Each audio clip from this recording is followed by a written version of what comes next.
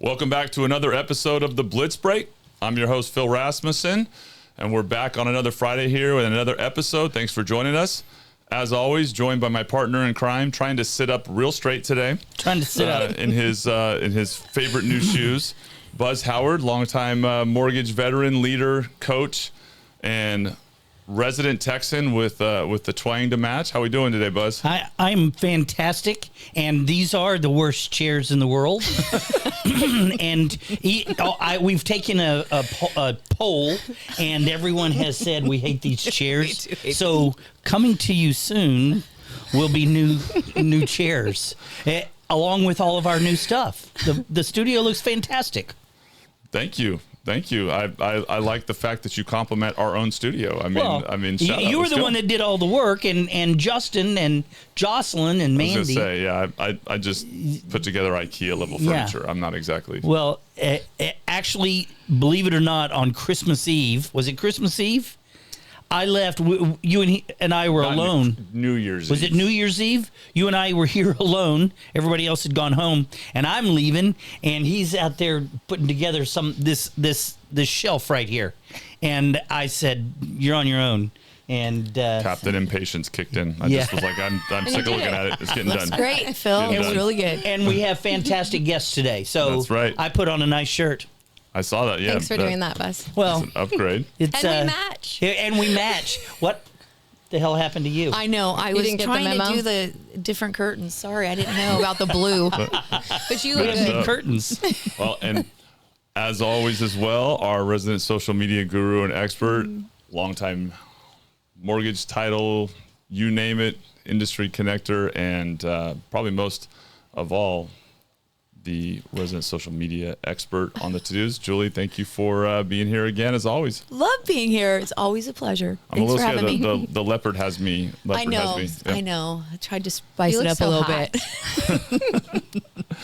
And today's guest, for those of you that catch the Triple J Sports podcast, you will be familiar with Kassidy Callori, a entrepreneur, social media influencer, I know she hates the word influencer, but facts are facts. Wellness expert, fitness coach, 20 years of overall business experience, ex-athlete, current competitor. Once an athlete, always an athlete and a coach.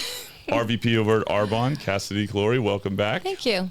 Good to be here. Welcome to this show. Welcome back to another conversation. You. Nice to see your guys' face. You did coordinate, though. I gotta we admit, did. Well, she called me earlier. Did you give a heads up? But yeah, I wish that we had the cameras and/or the videos sound going earlier because it was really interesting. You know, the conversation about the chairs and. Yes. But we won't go into it. Why we don't like the chairs. One of the reasons why we don't like the chairs. This is true. Well, Kassidy, for the audience here, I mean, your background story of how you became, such a significant success and high level at Arbonne started somewhere. And we mentioned your background, and you were a basketball player, grew up, played collegiately at Chico State, told your story. So tell us a little bit to kind of kickstart and bring everybody up your backstory of how you journeyed through life to be where you are today. Oh man, where do we start? No, so I was 23, had a good job. I was coaching basketball at Folsom High School. My sister was pregnant, and she called me one day and she said, "Cass, I found this company. They're super clean. They're gluten-free. They're vegan. They're all the things." And at 23, I was like, who cares? I'm going to eat gluten. I don't care if there's toxins or anything in it. But she was pregnant, so it became super important to her. And she said, hey, if you sell enough product, or if you do well enough, you get a white Mercedes. And at 23, I was like, I want the white Mercedes, right? So I said yes. My sister and I started our Arbonne business. We were in it for about 6 months, and then we quit. I had promoted to the first level, and then we quit. I was obviously coaching. I had met my ex-husband at the time. Life was really busy, and I didn't think I needed it because I didn't really need it. So they also at that time didn't have their nutrition line. It was just skincare, makeup, hair care, things like that, personal care products. So fast forward 11 years, my friend Erica asked me if I'd ever do Arbonne again. And I was like, no. I actually had been using the makeup since I was 23. And I knew it was a good company, but I was like, I'm married. I have 2 kids. I still have a good job. I don't need an extra income. So I said no, and I said no to her for 2 years, but she kept asking me. She kept asking me to do this 30 days to healthy living thing, and I kept rolling my eyes like very nicely. Okay, Erica, that's cute. I don't need a diet. You know, I'm healthy. I even went to a party with her. I liked all the girls. I said, okay, listen, Erica, I'm not going to do the business. I'm not going to change my skincare, and I'm not doing that 30-day thing, but I will sign up as a consultant so I can get the protein and the fizz. And she's like, okay. So for a year, I just used the protein, the fizz. I was still using the makeup. And there was something in my heart that I kept thinking about it. I was like, I saw these girls going on trips, driving their white Mercedes. You know, I liked the way that they were showing up on social media. I even complimented my upline, Erica. I said, I know I keep saying no to you, but I want you to know you're doing a really good job, because she was just out there showing people what she was using, why she liked it, you know, and I thought she was doing a really good job. And so the night my husband moved out, you know the story, but I'm going to say it again. Yes, I laid please. in bed holding my 2 kids. Mila was 4, Rocco was 6. And I laid there crying, and I just felt like God put on my heart, you're going to need this Arbonne thing. And, you know, people say it's a God nudge. I feel like this was a God smack. And so I woke up the next morning, and it was April 1st, 2019. And I text Erica and then another woman who's my upline, Ashley. And I said, okay, I'm going to do it. And both of them were like, is this April Fool's? And I said, no, Dom moved out last night. I'm going to need an extra stream of income. You guys know how expensive it is to live in California. And I was used to living with 2 incomes. I wanted to travel. We were living down in Sacramento. I didn't want to stay there. And I just wanted to have options. And I knew that even though I had a good job, that wasn't going to give me options. That was literally going to be enough to get by, but not extra. So I started my business, and take it 4 months back, the beginning of 2019, I'd been posting my workouts on my stories, and people kept saying, Cass, post your full workout. And I was like, you're crazy. I'm not going to post my full workout. I'm not a trainer. You know, I've been an athlete my whole life, but I do feel like God gave me a gift of movement. I can just go into the gym and put together a workout. It's a really good workout. So there was a lot of fear, a ton of fear. I took some baby pictures down, took some really personal pictures down, made my account public in 2019. I had 400 followers. So when I started my business, I had 600. So I'd been posting for 4 months, workouts every single morning. I would edit at night, and I would post at 6 o'clock every morning. And it was just kind of growing slowly. But that night that I felt like I needed to start this Arbonne business, I also felt like as you grow your Instagram, your Arbonne business will grow. Mm-hmm. And so I just kept showing up every single day. I did say yes to starting my Arbonne business. I said yes to that 30-day thing. 2 weeks into it, I was very surprised how good I felt. As an athlete, I had always looked at these girls and their bodies, and you could see their 6-pack and their muscles. And I was like, dang, I feel like I'm working out as hard as these women, but my muscles don't look like that. And it was my nutrition. And even though I thought I ate healthy, because I could eat really whatever I want, I've always had a fast metabolism.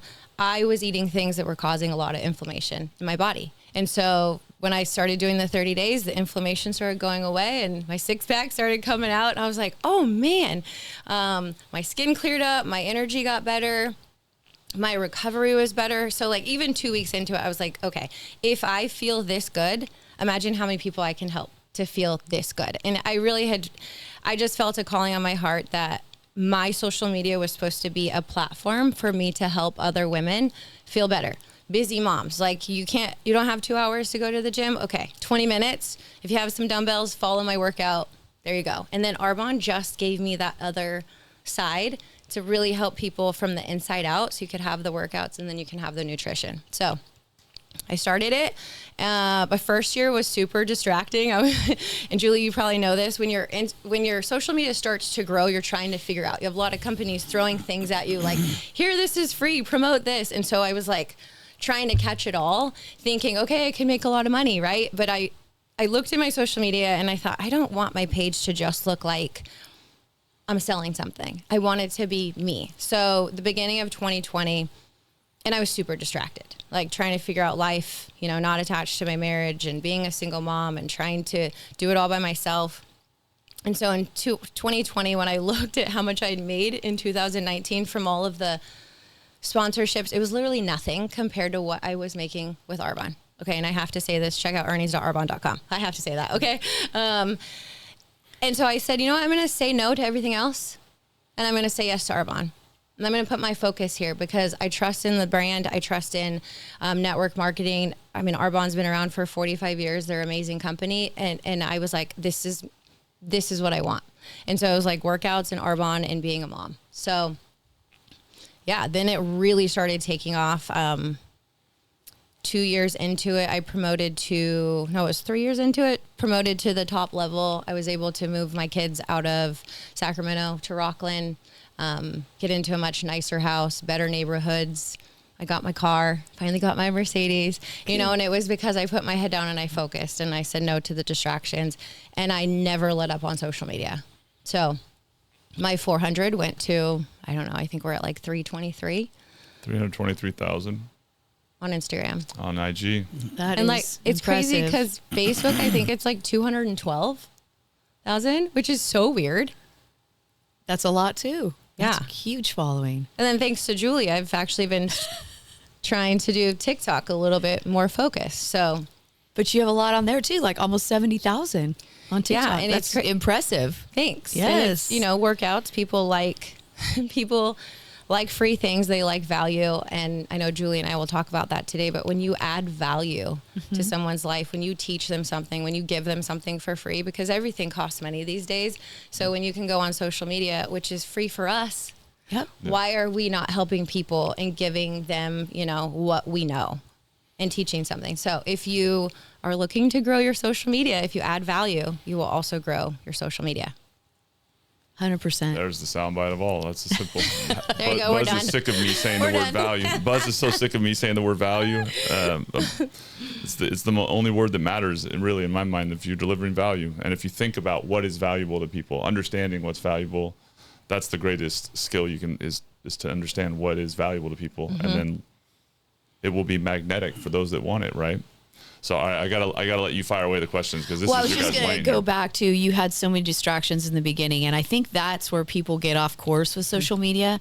There's so much that bombards you every day, especially when you start growing your following, companies, sponsorships, and it could be products. It can be just doing a UCG video, like you don't even post it. They just want you to do a video, which can be lucrative as well.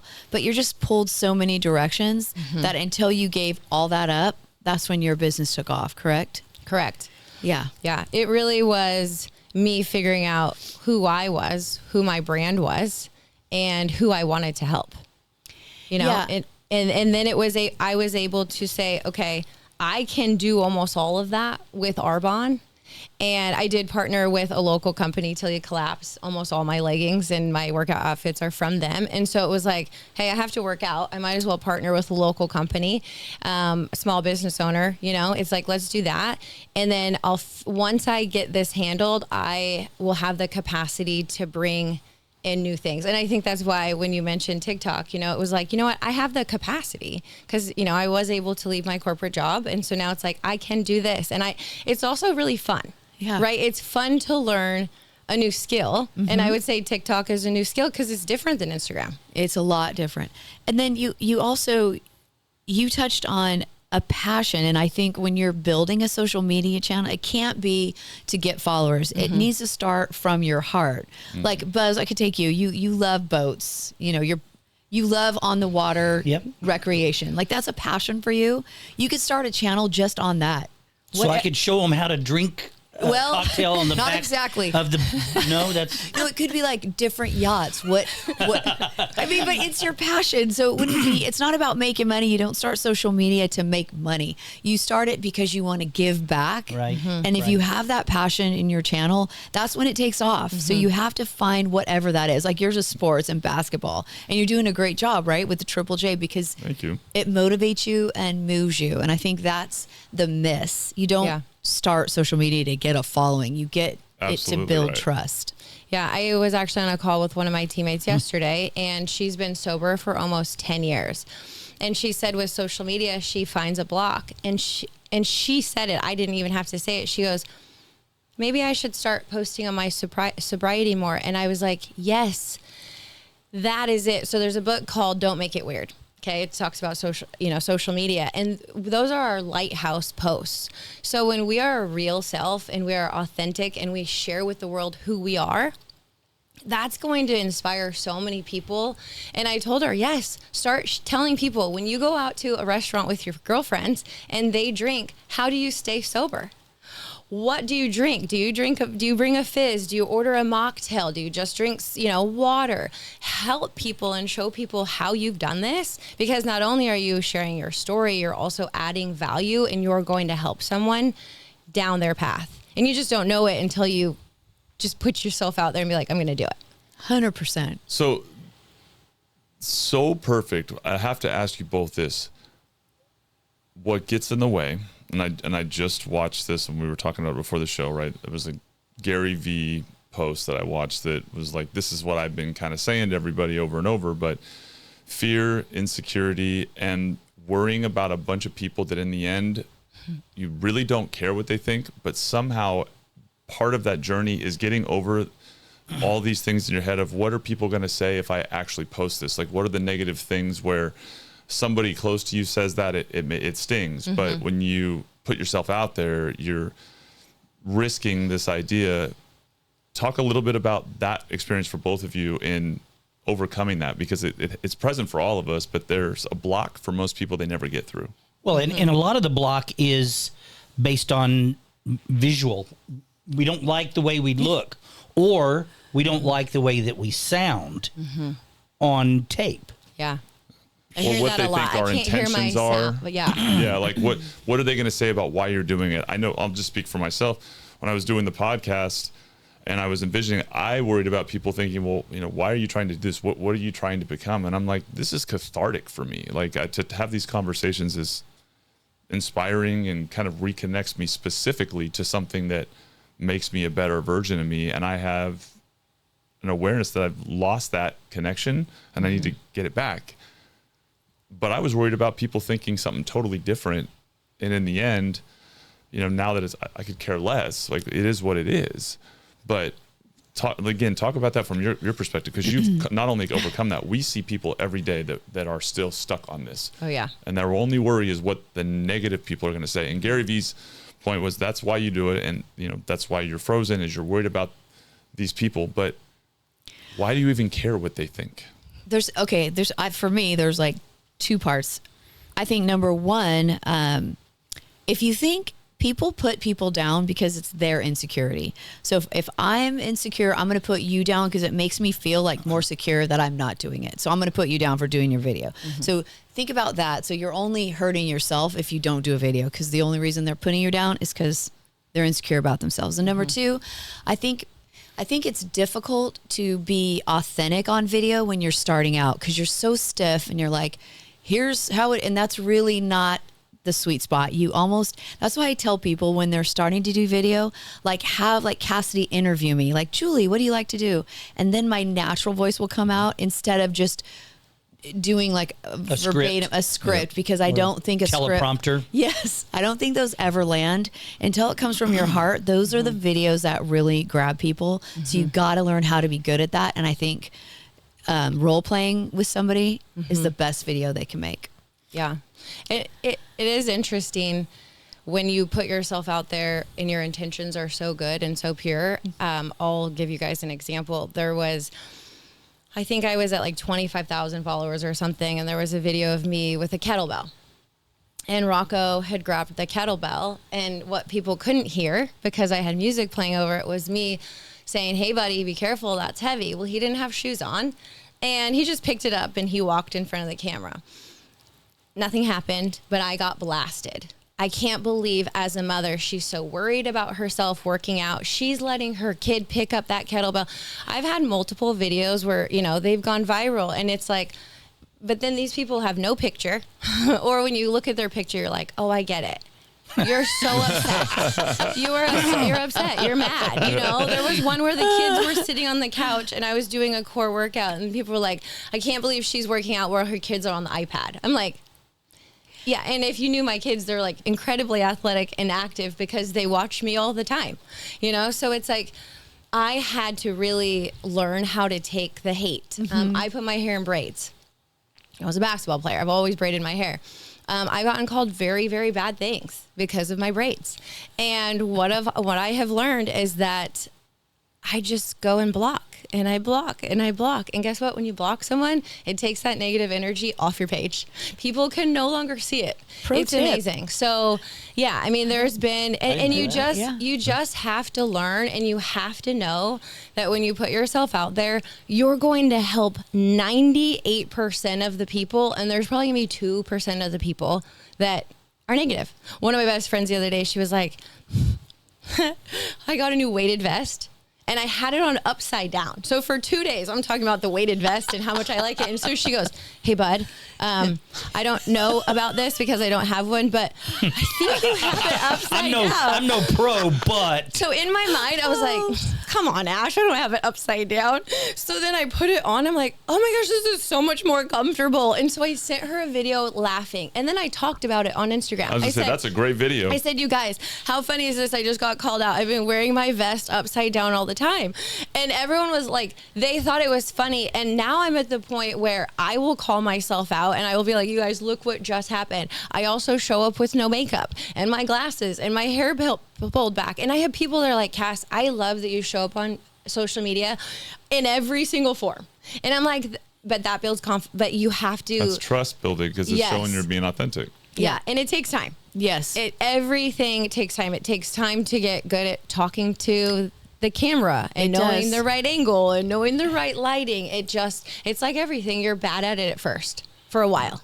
Yeah, you just got to get on the bike. Just get on the bike and then you ride it and you get better and stronger. And this is the same thing with video. It just takes time to build that confidence. I think it's the confidence that separates people that are, you know what I mean? And For sure. You've got to invest the time to be confident. And you touched on the whole just being comfortable with it. A big part of my vision for not just the Blitz break, but the podcast forum was to help in the industry that I've been in for 20 years now, overcome that issue of realizing that I turn into a totally different person when I talk to the camera than when I'm in conversation. And identifying that as the problem that is a relatable problem. How do I create an environment where I can draw the authentic conversation out of people and help them get into the social media world without sounding like a commercial, because that's what we hate the least. So I think these are the forums that help draw that out and take the pressure off of someone who hasn't yet mastered that skill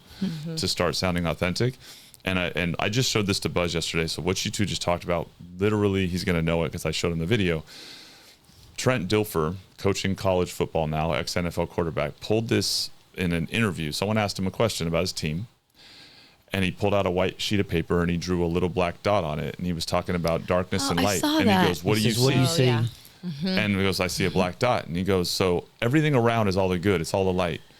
And you see the darkness. He said, this is the problem with the way we see this. And that dot is very small, but yet you see it like this. And he drew it a lot bigger because you're fixated on this dot. But the reality is, if you have true perspective, you're seeing all the white. And I watched it. And I'm like, that's such, I don't know if that's brand new his or it's been out forever, but it made total sense. But I think with social media and negative comments, that's how people look at social media. Yeah. They see the one negative comment.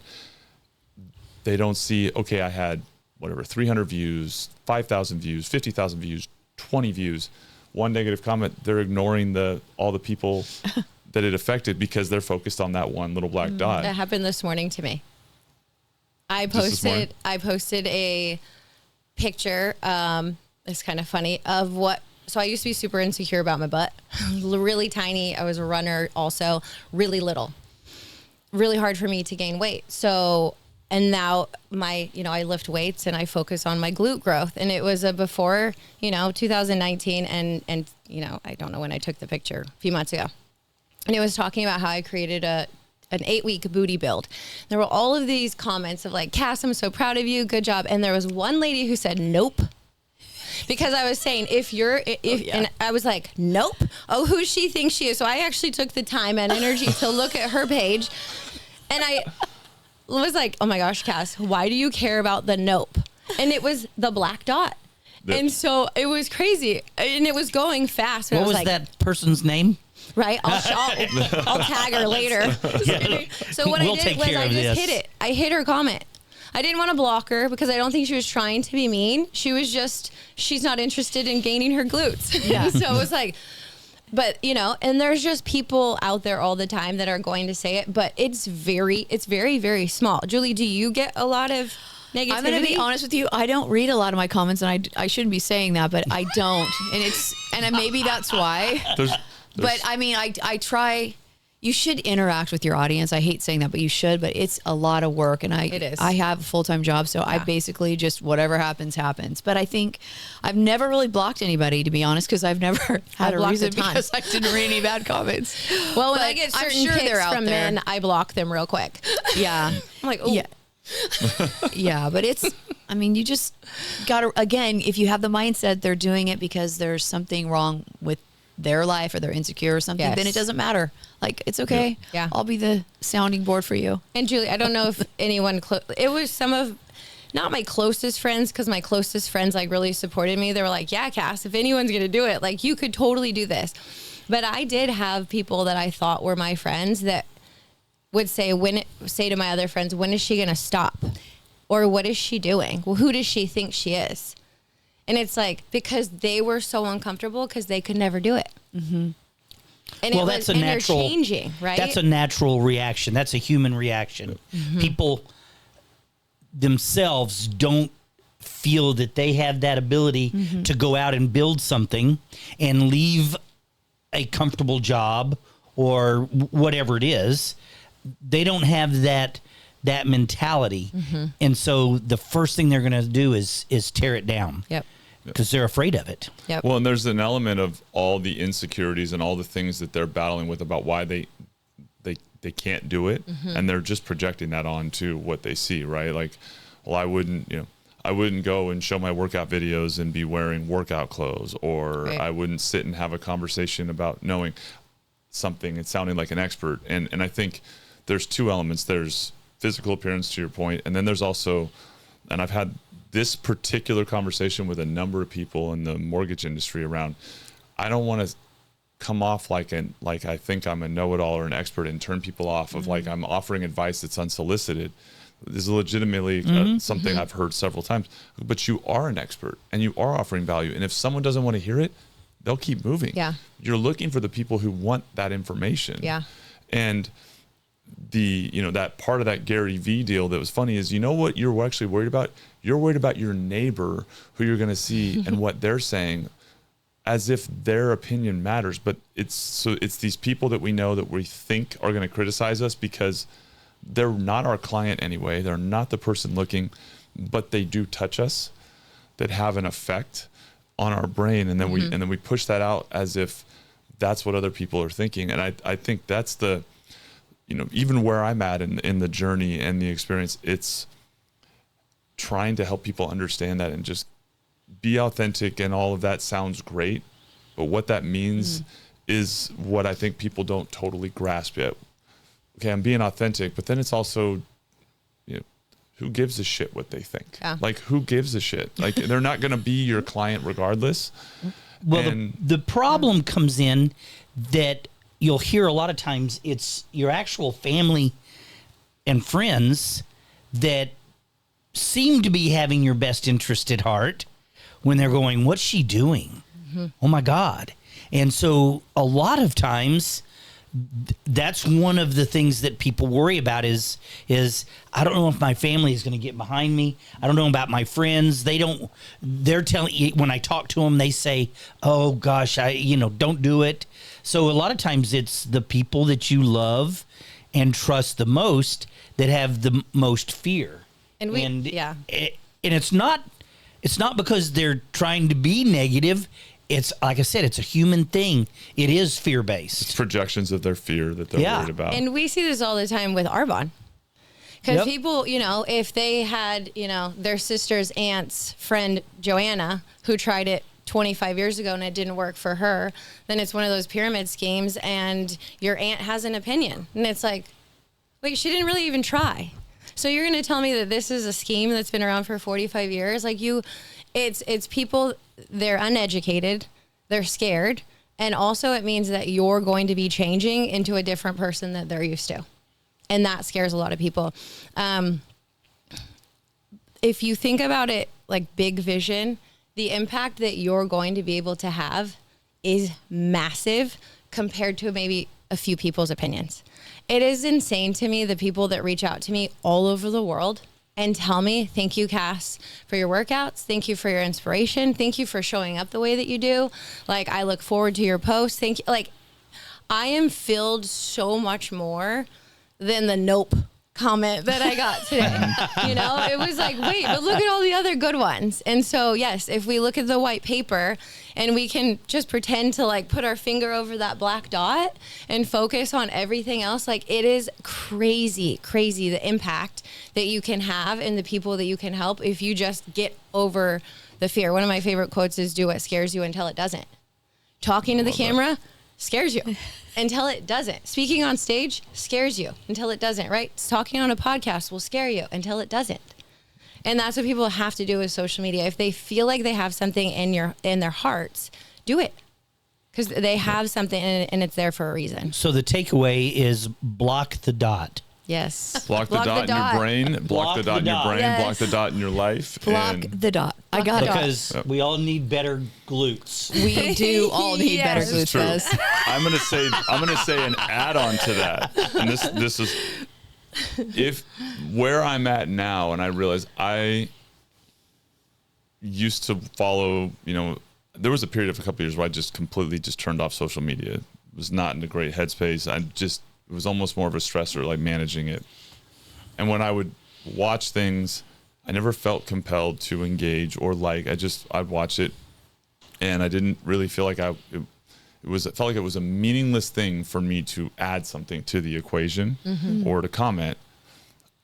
And take this conversation. How powerful is it when someone reaches out and says something like that to motivate someone to go on? And so I think the other element of it is once you realize that the power of, you put up one post and someone makes a comment and tells you how grateful they are, how inspiring it is, that comment and people taking the time to do that can be the thing that sends that person to the next level, that helps them just have that one validation to block Keep out going. the black dot, right? Like there's the light that overshadows that one black dot because you made that effect. I've had people comment on this podcast, on the Triple J Sports podcast, people that I knew that maybe I didn't expect to be motivated that would send me a comment. Hey, keep those coming. Those are awesome. I love watching it. And the effect that had on me was massive to know, oh, that's someone who I didn't have that in mind when I like them specifically. So I think it's another thing we all can learn and that are trying to push to that comment can actually have an effect. Oh, yeah. And so that's a major shift in my mindset that, you know, if I add a comment like, this is great, keep them coming, actually used to feel like it's almost self-promoting was kind of how I view like, why am I adding to it? But it's actually powerful for what we're talking about right now. And even when you can't get back to the comments, Yeah. it is really nice to see those comments. And there are times where I will say, like, you guys, I see the comments. Thank you. I can't get back to all of them because it can get overwhelming, but it's so appreciated. It is so nice to hear that. I actually talked about this the other day too. One of my teammates, I met her on social media. She was a client. Then she joined my Arbonne team. She sent me like a 3-minute voice text and telling me how grateful she was that I am in her life and how impactful I have been, and now having Arbonne in our community. And literally I had to stop listening to the message because of a personal situation with my ex-husband and my kids that tried to knock me off. And I was like, I think God gave me her message to like push me through. Like, it's okay, even though this is happening on this side, I am really making a positive difference. And so we have no idea the people that will come into our lives. Like 95% of my clients and my team came from social media. Well, that's the point. And I think you and I talked about it on our episode on the Triple J Sports podcast about the effect that we have. Like, we envision the people that we know when we start this journey. And those are the opinions that we're actually letting appear as the black dot, the worries. But the greatest effect ends up being on the people that we have zero connection with, the people that we don't know, that are just at the same place in life for what we're offering. But you never can picture that until it starts to happen, which is the thing you mentioned about just taking time to reach them. Yep. But the people that you already know, you've already had some aspect of that effect. It's the ones that have not met you yet that get to know you. Yep. And I think when I talk to people in the mortgage and real estate industry that are struggling with it, it's just a limitation of belief and understanding of how great that reach is. And obviously a big part of why we're trying to inspire people to get through that brick wall and get to the other side. So when you first, like, going back a little bit to the earlier stages of the journeys and those kind of moments, was there moments for both of you where you went and said, I don't feel like this is working, I don't know if this is making sense, where you had those, like, overwhelmed, too much stuff is coming at you, trying to juggle? Was there a moment where you maybe considered abandoning ship or evaluated whether this was actually worth the investment of time from a business perspective that you can reference or talk about? 100%. Yes. I've almost quit 4 times on TikTok because I think that you don't get that momentum going for too long and you just want to give up because it takes a lot of time and there's a lot of sacrifice with, your husband, instead of doing something you're going to record or whatever. And I think that you just have to push through that. And when you push through that is typically when that video or the next one, like the one I just had, I was at Instagram, I was at 3,000 for a year. And then one video changed the whole thing. And now I have a ton of momentum in Instagram, right? But I think it's just pushing through the hard times is how you get through it. So before you move away from the hard times, yeah, you had lost a lot of your followers. I can't remember what it was. That's Facebook. I lost 125,000 followers. But what happened there? I didn't have dual authenticity. I never could say it. Authenticity. Thank you. Whatever. Thank you, Phil. Thank you for TFA? that. I didn't have that. And that just happened last year. And so I was going to quit Facebook. Like, forget it. It was my business one, my Fab Over 50. And I said no, because there was so much traction on it. And all these people were loving, the exercise videos, the beauty. I'm like, I'm going to start it over again. And is this slow? I'm only at 10,000 right now. But I think that you just got to push through it. And there's a reason it happened. I'm not sure what, but you just have to continue to push. And I think that consistency and the ability to pursue when it gets tough is what gets you to the top 10%. It's that top 10 that have that grit, that as bad as it gets, you do it anyway. I think that's how you get success in social media, because it is hard. It's not easy, but just take a little bit at a time and do it every day. Would you agree? 100%. It's not easy. It takes time, mentally, physically, emotionally. Because, I have never lost an account, but I've actually thought about that. Like, what if my Instagram went away? Is my identity wrapped up in my Instagram? Another thought you have to think about. Right? Like, okay, how would I have to just rebuild that? And that would be crushing, because it's something that I have worked on it every single day. And like Julie said, if you commit to it, it's something you have to do every day, whether you feel like it or whether you don't. It's not an option. It's a non-negotiable if you want to grow it. I am reading a book right now with my team, The Science of Self-Discipline. Actually, I'm just going to call Tammy your wife because she's your wife. Okay, Tammy? Okay, yeah. And I... yes, you guys had a meeting this morning. We did. That was at what time? 6 o'clock this morning. 6 o'clock, and, she's on the line with her. And we're talking about the principles of this book. And it really is, motivation goes away. Discipline does not. And Tammy actually told us a story in the book about Kobe. Kobe is known for being one of the most disciplined. And what happens with discipline is when we have too many choices to make, we lose discipline because we get distracted. So for Kobe, they were non-negotiables. He woke up at a certain time. He went to the gym. He did this. He did this. It was such a routine for him that it wasn't even a decision. There was no questions that this is what he was going to do. And that is why he was so disciplined and so good.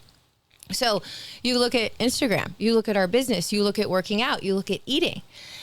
if you just make it a non-negotiable, and then it goes into systems, right? Yep. What are the systems that we have in place in order to create or to get rid of the distractions or to make things easier? I'm going to talk about a system in Instagram. Mini Chats is an app. It helps me respond. I had one that, I had 2,000 comments on it. Well, Mini Chats was half of those. Responding to people and giving them the information and putting the information in their DMs so I didn't have to.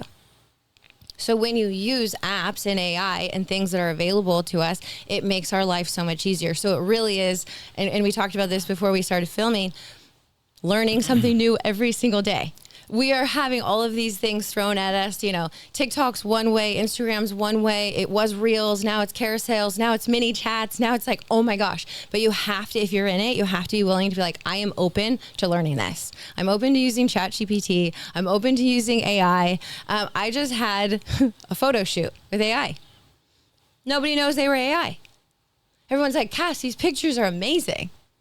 And then I slip into their DMs and be like, thank you, they were AI. $10 photo shoot that I literally did in 10 minutes versus me calling my photographer friends, hey, can you come over? I need a photo shoot. Because you have to adapt and you have to be willing to be open to it and instead of staying stuck in our own ways, because, we're not posting the way that we posted 2 years ago. What worked 2 years ago doesn't work today. So you have to be open to changing. So these photo shoots, the AI, does it alter your looks? So because I have a beauty mark, I had to give it a really good picture of my face. Now I have tattoos. So if it showed my arms, I had to give it a very good picture. These pictures are amazing. And they're me, but different outfits. So it's my hair, it's my face, it's tattoos, nailed it. And it's crazy. And I know this because my fiance has to give headshots for different jobs. And he always is like, what is the app called? So there's one called Clone AI. There's a ton. Okay. If you put it into Chat GPT, it'll give you suggestions. Best AI portraits apps for portraits and photo shoots. And it is amazing. People are like, these pictures are amazing. I'm like, thank you. Yeah, but they look like you. I've seen they would look just like you. Yeah. It's just if you give it the right inputs, like, you like have to to your give point. it good pictures. Yes. There was a bunch around Christmas time. Yep. And it was almost the same pose Different for face. women Yep. with the same dress. Yes. Yep. And I just happened to get a bunch of them. And it was like, okay, the first one you go, wow, they look, that's hot. And then it's the same dress and the same pose Easy in buzz. the same background. Easy And it's, and you're going, wait a minute, this is all AI. So Uriah. So that's why I'm asking, does it change it? Okay, this is Because you funny. don't want it to look like a whole bunch of other.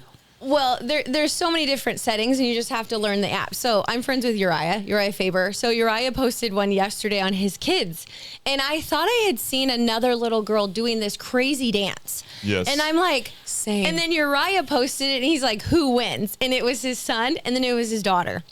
So then I'm showing Mila, my daughter, I'm like, look how funny this is.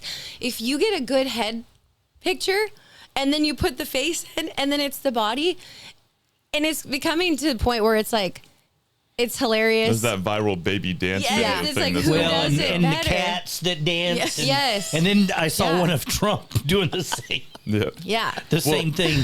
What It's always you're changing what's talking real. about, and I think it's really important because this is the conversation we're having right now with Yep. our loan officers. We're prepping to do it.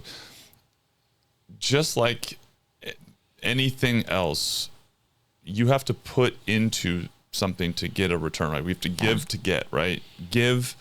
What's really unique in the AI space that I think is harder for people to understand is you have to give yourself to AI. You have to give it you so that it can actually help you with it. And I'm going to use an example. We're working on some stuff right now, and I literally talked to Chat my entire 30-minute drive to work this morning. And I was laughing because I've seen the 38-minute prompt post from Gary Vee where he's talking to Chat for 38 minutes apparently. And I'm like, I'm doing it right now for 30 minutes. And it tried to interrupt me a couple times. And I was like, no, shut up. I'm still going. And it was just data dumping all of my thoughts with the intention of, now you help me turn this into something that can be said in 30 seconds. You help me turn this in. But being willing to basically sit and have this air conversation with chat is the thing that I think a lot of people just don't realize. It seems foreign, no longer foreign to me, whether it's photos, videos, what you give it is what it can actually then provide you. So don't give it proper photos and it's going to be weird. You might have 3 arms coming out of your shoulder, and like I've seen very bad versions of it. So what people lack is the understanding that you can't bypass. AI isn't just going to exist. It's really how much of it do you give it so that it can give you results. And that's what your thoughts are, your insights. So we're talking with our loan officers. If you really will invest the time to teach it how you speak, think, talk, deliver the way you want your post to look, if you invest that time in it, now you can actually automate creating the content, and it will be you. It just won't mean that you have to sit and craft that message every time. But that's the thing it's happening for people that are using it, but for people that are trying to figure it out, that's the step they miss. Yeah. So photos, videos, and content itself, because I can tell chat, hey, I want to create a 5 to 6 picture carousel on my business. Help me create that. I want to talk about being a single mom, needing extra money, and the benefits of starting a network marketing business. And it'll say, this looks great, Cass. It's great with your brand. And then it will actually tell me what each picture should say. And then I'll say, give me ideas of what pictures I should use. And it will tell you. And so we need to stop living life on hard mode, especially if we want to become, or if we are content creators. Chat knows exactly what I'm going to say pretty much with all my workouts. I'll say, hey, this is a booty burner. It's a 5 different moves. I'm doing 4 sets, 12 reps each. Make sure you warm up. Link in bio or drop fit mom. Give me 5 hashtags. And then it's like, and it's all perfect. And that literally took me 30 seconds. And so almost all of my content, I'm using chat to put into obviously Instagram and TikTok and all the other platforms. And we have to learn how to use it, because it will make creating content so much faster and easier. And I think that's a big hurdle when you start to go to create. I don't have the time, or I don't have the ideas. And if you can be like, you just talk to it. What do you want your brand to be? What do you want to help? Who do you want to help? What do you think is your thing? Ask chat. What can I post? Yep. And it will tell you, and you're like, oh my gosh, I look so smart. So I'm going to say something funny. One of our guests before had to say, Jason Flory mentioned you want a wake up call, ask chat for your blind spots or ask it for a contradiction. The funny thing with chat is that it's always complimentary. Well, what a great idea. And I'm laughing. I'm like, I have had a lot of idiotic ideas, and chat has yet to tell me when I have an idiotic idea. That is stupid, Phil. Like, that is the dumbest thing I've ever heard, Phil. Like, it's always like, what a great thought. This is perfect. And I'm like, could you just be nope? Yeah. So nope. So nope. I what if mine said that to me today? At the I'd be like, end of my chat on the drive in here, I parked, opened it up, and opened the new one, said, all right, you've been listening to me go on. I want to know everything that I have said that you think is stupid, isn't going to work, is a bad idea, hasn't. And it opened up, and then we got in. So I have a whole breakdown that I'm getting ready to read of all the idiotic stuff of my life. And I'm like, let's see how much of it is in sync with what my wife says, what this guy thinks. Like, that's funny. But I should read that. Yes. Let me take a look at it. But Jason had mentioned that a while back. And what was interesting is that it never says that you have bad ideas, right? It always compliments you. But it was thinking for a while and writing for a while to my question. And I haven't had a chance to read it. So it does think there's some things that are dumb, and it's willing to tell you. I think you have to, again, ask it to. It's wired to be complimentary. But the part that when I talk to people who don't get AI yet, they don't think it works because they don't understand the step of teaching it. It works the way you're describing, because when you ask it to create the post, you've taught it how you want your post to look in your voice. And where people, I think sometimes they go, oh, I don't like AI that isn't authentic is not the same as AI that's just expediting your authentic post. So you don't have to craft the message. Those are two very different things. And the way you differentiate yourself, in my mind, in business and in trust, is that you use it to create authentic and for the benefit of just producing more of it, not to omit yourself and become somebody else's voice. Yeah. What types of things have you guys taught chat or taught your AI or had that might be good advice for people trying to accelerate the benefits of it, right? Like, in order for it to learn how to post like you or create, what are the things you loaded photos? What are some other things you guys have maybe done that helped turn a corner to make it more powerful for you? Do you use it a lot?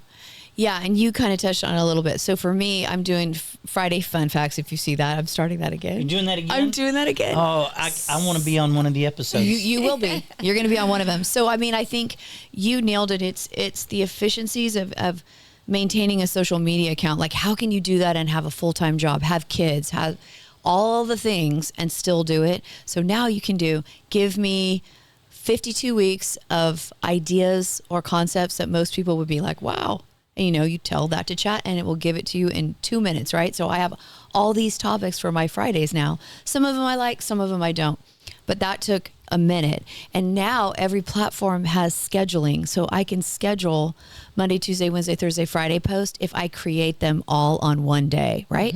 So create content on Saturday in the morning, get 12 videos, edit, schedule them out. I'm done, right? So that's yes. Does it post for you, or does it just put it in your box and you can? So my draft, I just schedule whatever day and time I want it to post, and it will post it. If I create them all on Saturday, I can schedule them out all week. And I don't have to worry about it when I'm doing my other job, right? So it's like I'm working on Saturday for my social media, but my real job is not getting interfered with content creation. Make sense? Absolutely. Because it's hard to juggle both. It really is. So that's when I've done it. Yeah. And if you are trying, and if you don't have Saturdays or Sundays, wake up early. Yeah, gotta wake up early. I used to stay up super late, and then I would get up at 6, and now I wake up at 4, and I don't have any place to go. I still wake up at 4. I have everything posted on 7 platforms, usually by 7 o'clock. Not even my dogs are awake. So if you really want to be a content creator and still be a present mom and a present wife and still have that time after the kids, wake up early. It is hard, but doing something big is hard. And new is hard, but it really is like, hey, I'm going to go to bed at 9:30 or 10 because I'm going to wake up, 4 is a little crazy, but if I'm going to wake up at 5 and I'm going to create, you also have to think to yourself, I'm a content creator. So everything you're doing, you're taking pictures, you're taking videos. You don't post it right away. I don't usually post my stories until I can sit down and they can flow, because I want them to flow. So if you just have to turn on this mode of I am a content creator, and using Chat GPT is such a powerful tool. Kind of like what you said, Phil, is people think they're not qualified. Guess what? You can be qualified if you use Chat GPT. Okay. I have posts that are talking about NAD and creatine and CoQ10, which is in our fizz, which we should drink. Well, let's talk about this because I am tired. I'm working on 4 hours of sleep right Julie's tired. Okay, you guys, these are fizz sticks. Okay. Buzz loves fizz. This has green tea, guarana, ginseng, B12, and CoQ10. Okay. If you have migraines, CoQ10 is amazing. This is obviously dairy-free, gluten-free, all plant-based. And you guys, this is all natural energy. Look at my water. These taste amazing. Buzz likes his peach mango and Malibu rum. Right? Actually, I'm going to go a different direction. All of the flavors are amazing with Malibu rum and seltzer water. So basically saying you like Malibu rum is what you're saying. If you just want a cocktail, these are awesome. Yes, they are. But going back to chat is, I know. You don't have to know everything about something to post about it. All you have to do is know how to ask chat to help you create content. So I will say, NAD, peptides, CoQ10, creatine are really hot topics right now in the health and wellness industry. And I will tell chat, I want to promote my Arbonne products, of course. And I know this, but what products help our bodies to create NAD or peptides. So it'll say, oh, great, your green synergy elixir. It'll give me 5 different slides of how the green synergy elixir helps our bodies to create peptides and what peptides are. So even though I am trying to sell my green synergy, I'm also trying to educate people why it's really important that we're taking supplements that help our bodies recreate peptides that we lose, as we age. So you don't have to be an expert. You don't have to have a doctorate. You just have to learn how to speak to Chat GPT and tell it what you want, and then you can create anything. And you can deliver that message in an authentic way where you're referencing, look, I've researched this, I've read it, you're referencing the quote unquote, the doctors, the experts. I agree with that. And I think that's the part people learning how to deliver it again in your voice and with your knowing your why is the thing that's everybody talks about. What's your why? But if you have an intent of why you're sharing the information, to me, that's always how I siphon through how am I going to talk about it. If I know my why, then I'm not going to come off disingenuous or salesy because there's a purpose. And so if you don't have this need or this purpose, then you're not the intended audience, and that's okay. But, I think sometimes the whole sounding like an expert thing is not recognizing the purpose behind it. Like, I'm a person like you and I'm sharing what I've learned and this is what I know. And if someone has a contradictory opinion or so, cool, that's a debate, that's a conversation. But I think it's an interesting element hearing people talk about it, because in the mortgage real estate industry, right, your end goal is, you're the resource for obtaining financing, buying a home. And so your expertise is in another lane and you're trying to connect on an audience level to get to know you. And I think where people struggle is they see very successful people that are able to make sales on social media, like directly, and they conflate the two ideas of building trust, rapport, and a relationship with someone and making instant sales. And then they don't understand how to separate the delivery of the message. And so sounding like an expert comes off differently when you're potentially selling a product immediately versus just providing value, back to your point. Well, and I think with social media, we have the opportunity to actually show people what we're using on a daily basis. I have had so many people come into my business because they've said, Cass, you're a walking, talking billboard. You're actually drinking fizz every day and the greens. And I have been for 6 years. So it's not like I just pop up when there's a sale and say, hey, you guys need some protein. I'm like, look, I did this 30-day program. It changed my health. And now I want to help other people change their health. And that's what we have to remember when we're doing social media. There's a really good book called Go Givers, Sell More. I love that book because the word sell is to give. So if we're providing something that someone actually needs, right? In the real estate market, people don't come to a realtor because they don't want to buy a house. You are selling houses because people need a house. So when people look at like network marketing or starting an Instagram or, selling things on TikTok, oh, I don't want to be salesy. Why? You are actually selling to someone, you're giving to someone what they need. And they're on there because they're looking for something that they need. And when you build that trust, oh, I like this Julie chick. She's hot. She's over 50 and she adds value and she's good. And she's she's consistent. People build that trust because when you show up all the time and you add value, and it's not just like, oh, once a week I might show up because I have something to sell. No, she's doing this because she's really adding value to a lot of people. Then more people buy. For sure. And the showing up all the time and being present, I think that's the thing that really clicked for me, is that for people to want to continue to engage with you, they're not always buying. Right? They're not. And that's where I think the whole conflation of the two ideas happens. I'm not always in a mood to buy. I'm not always looking for that product. But if you're providing value that is entertaining and worth me continuing to engage with you and follow you and watch you, when I am ready to, I'm buying from you. And everybody seems to grasp that in networking face to face, because that's been around for so long. But I do think that's where people who understand it in person struggle to understand why that's important on social media. And those that get it and are successful. It's for sure the thing that I feel like for people that are in other industries trying to master social media, that's their challenge, is understanding that that's why you show up every day, is to be present and provide value when they aren't buying. Yep. If they see you more, they will remember. Yep.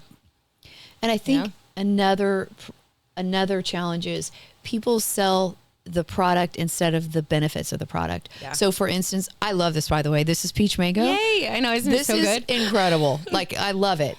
But if I was selling it, this has, and I don't know what you name. Go ahead. Tell me what's in it. Ginseng. Yeah. CoQ10, B12. Has all this, right? All the stuff. Okay. So green tea. They've already scrolled. They're like, whatever. But if I said, I only had 4 hours of sleep last night, and this was a complete game changer. It made me alert. It made me, so I'm selling the benefits of the product instead of the product. That's when your sales will turn completely a different direction. And we kind of talked about that. Yes. So start with the benefit of instead of what it is. I don't care that it's manufactured I don't care. Tell me why it benefited you. So because Julie pushed me to show up on TikTok, I've been doing a lot of research, learning a platform that is not like Instagram. And I asked Chat, "Okay, Chat, I'm ready to grow my TikTok. Let's see what we can do." And it gave me a prompt to show the problem first, because you're gonna solve it. So you guys see this scar? Yep. So last week I burned myself, and something that's actually doing well on TikTok as far as views, even though I haven't sold any of it, is the Tymo curling iron. Because I started showing this. Do you guys see that burn? And I was like, guess what? I don't do it anymore, because now I have the Tymo curling iron. It was the problem and then the solution to the problem. Instead of like people, and for my daughter who's 10, she needs a curling iron that she can use when she's at her dad's house. That is solving a major problem. So I'm not selling anything. I'm giving someone a solution to the problem. So yeah, great thing. That's the epitome of what we're all here to do whenever, we're showing up, right? And the entertainment component, if you can mix in the authentic piece, that's what people engage with and entertain. I love it. Well, I mean, whenever I talk with you guys, I'm super inspired, and I love being in a conversation that brings the creativity and the ideas and collectively figuring out how to operate, because it is a lot. I mean, probably the hardest thing is there are so many platforms and there's so many ways to grow it, and they're all different, and the algorithms are all different. And that's where I think people, at times almost just throw their hands up. Mm-hmm. But I think what you've both done is you've picked one and been very intentional, grown that, and then you can turn the page. Well, I think add another one. I think one of the things that the takeaway today, besides block the dot, is that both of you have been very successful in everything that you've done, and you're at the top of your collective businesses, that type of stuff. And one of the important things you were talking about is that you thought about, maybe I should quit, or when I lost it all, maybe I should get rid of that Facebook mm-hmm. Account. And in business, we try to tell our loan officers that this is not easy. Mm-hmm. It's something you got to do every day if you want to be at the very top. You said top 10%, or if you want to be at the very top, you have to. It's hard. Mm-hmm. If it wasn't hard, everybody would do it. That's what you continue to hear. You got to fall in love with hard. You've got to have the discipline. You've got to do the work. It's 24 hours a day. I bet that both of you are always looking for, this would be fun to take a picture of and to put on my account. And the same way with any business, a loan officer, they're at night, they're on the phone with clients. During the day, they're working through their loans and fulfillment of promises.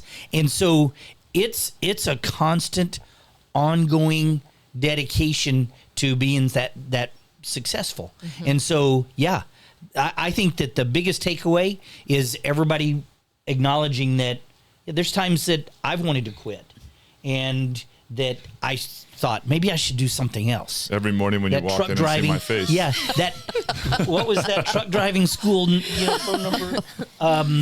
But that's a takeaway, is that even the most successful people will admit, there's a lot of times I just feel like, screw it, Yeah. But here we know. are. Power through I think it. that's the takeaway. Yeah. Block the dot. Block I the love the block. dots. Yeah, we're gonna have to. I'm gonna repost the Trent Dilfer video because it was. I was watching. I'm like, that. I'm sure it's not the only time that's been said. He's probably pulled it from something else. But Sure. I just watched it. I was, man, I think we should get a T-shirt. block the dot. With one little block dot. the dot. Yeah. Can we trademark that right now? I mean, what do we got might- here? Should we We get might some be white able to. pants and put it right on the glutes? I'm just Block the dot, right? Wow. wow. Wow. That's right. We should make a shirt. I'm okay Block the with that. dot. Strangely, I'm good with that. Buzz is like, yes, please. That's right. So, Julie, what's your tip of the week here? I think find what is your passion or find what you struggle with and get a solution for it and share it with everyone. I think that's a great start for someone starting out their social media in 2026. Find your passion. Write Yep. it down. Yep. Could be anything. Anything. Little, big, small. Could be travel. Could be pets. Could be anything. Health, fitness, whatever. And somebody will identify There's with you. an audience that will There's a connect. huge audience that will identify with you. Huge. I love that. Love that. All right, Buzzer, give us our market update. This was social heavy because this was awesome. It was. Today's been great. Best part is that I know somewhere along that big old Texan skull, we're making headway in there, and I'm going to see you on TikTok and Instagram doing some crazy stuff one of I these have days. not had a long conversation yet with my chat. Mitzi is her name, but I need to. And I know that we're working on, you were talking about providing a list of questions that you're supposed to answer to your chat. So Yeah. I'm looking for that. I'm waiting for that. But And shared chats. yeah. This So is a brilliant thing we're and working on. I'm anxious to hear more a little bit about that. The week has been exciting. It started out. This is the first full week, and it's been a grueling week to have to work all 5 days. You guys realize that. Now, thank God we have Martin Luther King coming on the 19th. Yes. So, it's Aren't working you going these- to Mexico next week? Working the yeah, I'm going to Mexico next week. This week has been an exciting week. We started off, the market was down, and it just looked like a trend that was going down. And then yesterday we saw the market up and down, but it ended on a nice little rally. And this morning, a lot of this is about affordability. Trump has been talking about all types of things. And then late yesterday, he announced that he was going to have Fannie and Freddie buy up a lot of mortgage bonds. And if you go back, one of the big factors of interest rates dropping in COVID was the government started buying up a bunch of bonds. One of the problems was as we came out of COVID, 22, they started dumping those bonds, creating too much inventory, and so our interest rates started going up. So a little bit of historical perspective. So for them to start buying bonds again, the market rallied today. And in the last 2 days, we've seen, this won't mean a lot to a lot of people, but 113 basis point swing. Significant. Now, we're not still sitting at that top. It's kind of settled down, but a lot of things going on in the market. We are ending the week with interest rates much better than what we started. So that's the best part about it. And next week will be the CPI and the PPI, which is inflation numbers. So that's where we are. We're in the week on a high note, at least when we came in. I don't know what's happened in the last hour, but we're in the week on a positive note with interest rates. So I like that. That's a good positive fitting for the episode. Yeah. Good Awesome. Yeah. good update for and everybody. it's been a fantastic time with these two beautiful ladies.